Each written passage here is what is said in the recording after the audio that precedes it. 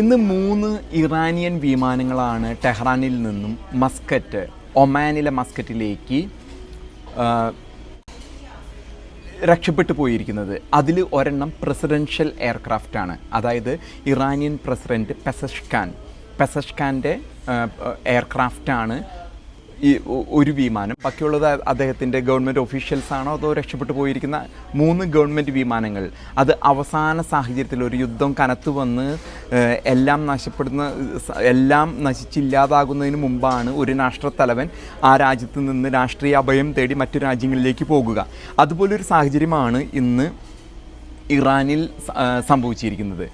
Khamenei, ആത്മീയ ആചാര്യൻ, supreme leader എന്ന് പറയുന്ന ഇറാൻ്റെ സുപ്രീം ലീഡർ എന്ന ആൾ, ഇദ്ദേഹം ഇപ്പോഴും ഒരു ബങ്കറിനുള്ളിൽ ഒളിച്ചിരിക്കുന്നു എന്നാണ് നമുക്കറിയുന്നത്. അദ്ദേഹം ഇപ്പോഴും അദ്ദേഹത്തിൻ്റെ അധികാരം നിലനിർത്താനോ അതോ ന്യൂക്ലിയർ ആണവായുധ സമ്പുഷ്ടീകരണം മുന്നോട്ട് കൊണ്ടുപോകാൻ സാധിക്കുമെന്നുള്ളൊരു സ്വപ്നവുമായിട്ട് മുന്നോട്ട് പോകുന്നു.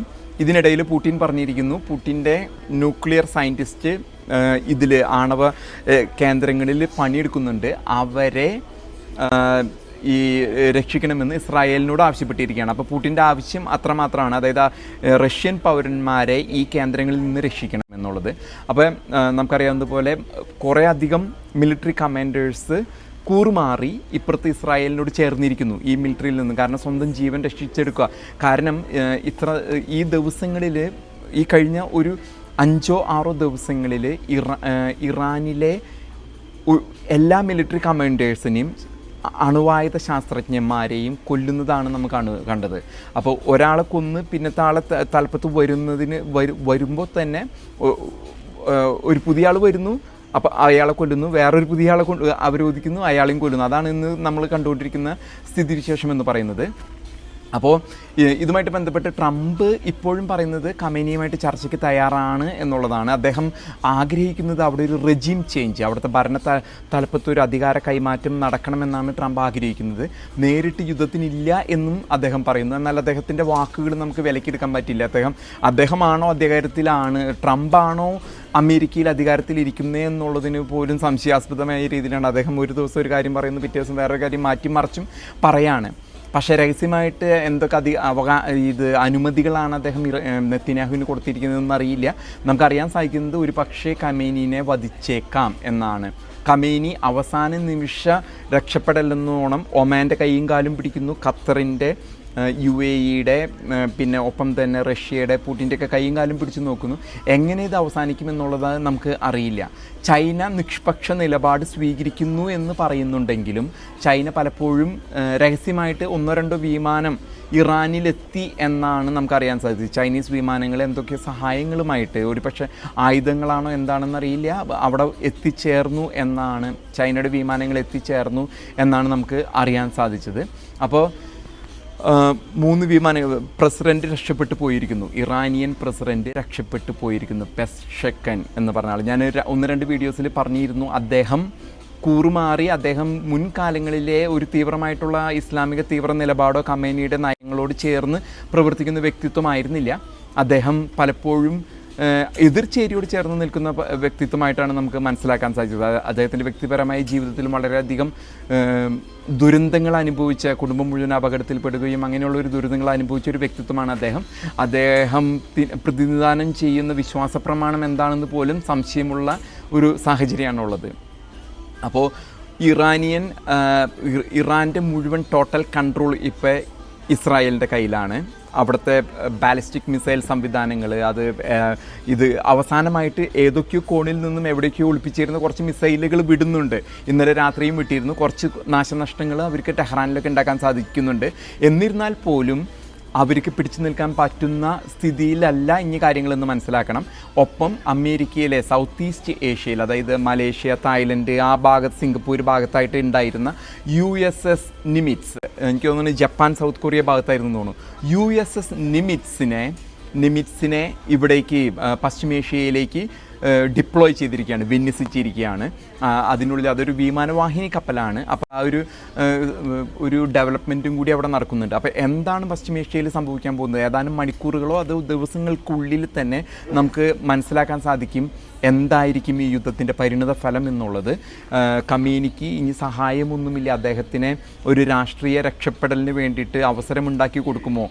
കാരണം 86 വയസ്സായ ഒരു മനുഷ്യനാണ്, സുപ്രീം ലീഡർ എന്ന് പറയുന്നു. അദ്ദേഹത്തിൻ്റെ ഒരു പക്ഷേ ഒരു രാഷ്ട്രീയ നേതാവ് എന്ന നിലയിൽ ഒരു പക്ഷേ അദ്ദേഹത്തിന് രക്ഷപ്പെട്ടു പോകാനായിട്ടുള്ളൊരു സാഹചര്യം അവസാന നിമിഷം ട്രംപോ പാശ്ചാത്യ രാജ്യങ്ങളോ ഒരുക്കി കൊടുക്കുമോ എന്നുള്ളത് അറിയില്ല. അദ്ദേഹത്തിൻ്റെ വാർദ്ധക്യവും പ്രായാധിക്യവും ഒക്കെ കണക്കിലെടുത്ത് ഒരു പക്ഷേ ഇസ്രായേലിൻ്റെ നിലപാട്, നെതന്യാഹുവിൻ്റെ നിലപാട് അദ്ദേഹത്തിന് വധിക്കണമെന്നാണ്.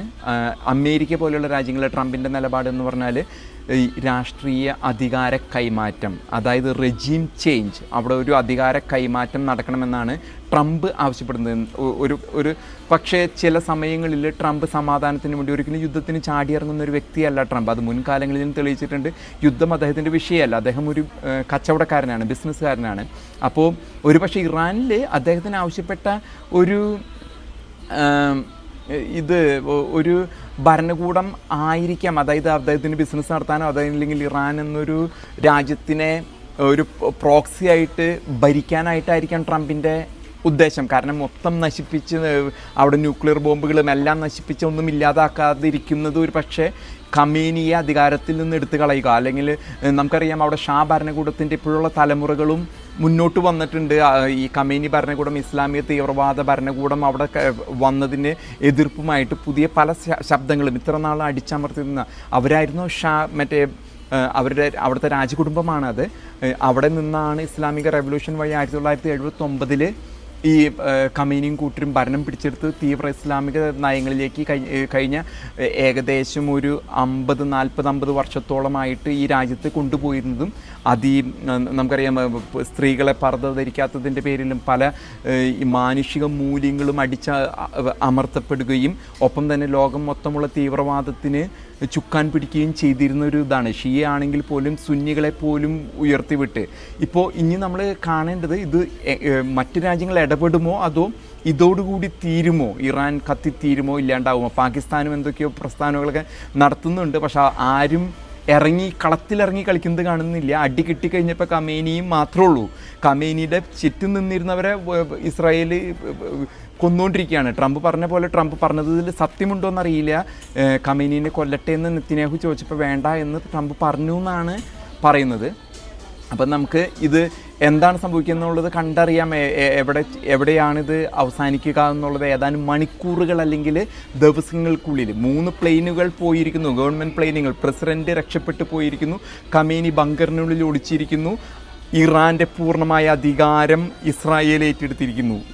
അമേരിക്ക ഏത് രീതിയിൽ ഇടപെടും എന്നുള്ളതിനാണ് ഇന്ന് ലോകം ഉറ്റുനോക്കിക്കൊണ്ടിരിക്കുന്ന വിഷയം.